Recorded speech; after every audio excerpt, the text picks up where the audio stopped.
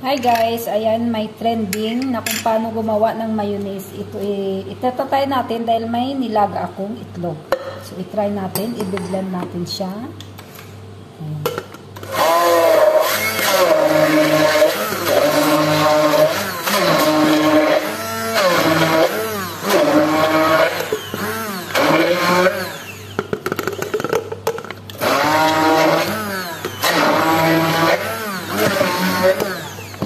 Tapos, nilagyan natin ng mantika.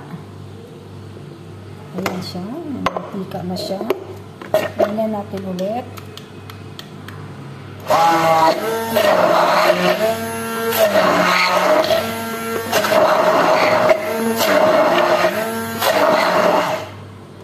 Nagdagan natin konti ng mantika. Ayan. Tapos, lagyan daw ng konting mustard. Ayan. Lagyan natin kunting mustard. Lagyan ng suka. Kunting suka lang. Ayan. Lagyan natin ng asin.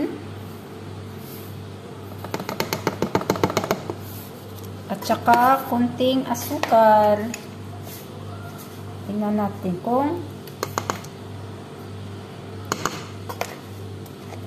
ayan, i-blend natin siya ulit.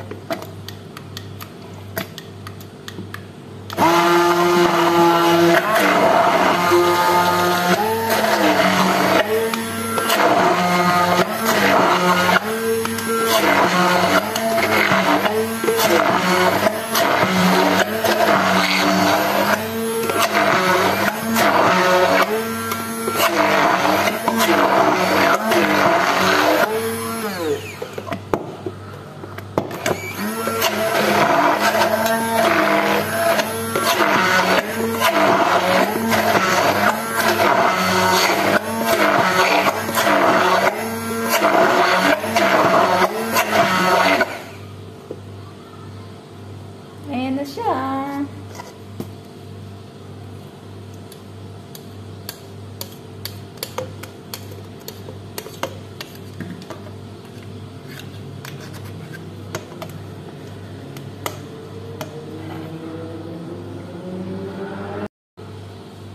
So guys, ito na yung na-blend natin. Tingnan nyo siya guys, oh. Totoo nga, oh. Ayan, oh. Para talagang siyang mayonnaise. As in talaga. Hindi mo na kailangan bumili ng mayonnaise dahil ang sobrang mahal ng mayonnaise. Ayan, pwede na kayong gumawa kung may mga itlog kayo. Kayo nang gumawa sa bahay. Homemade mayonnaise. Ayan. Diba? Tingnan nyo siya guys, oh. Ayan na. Isasali na natin siya. Ayan. O, diba?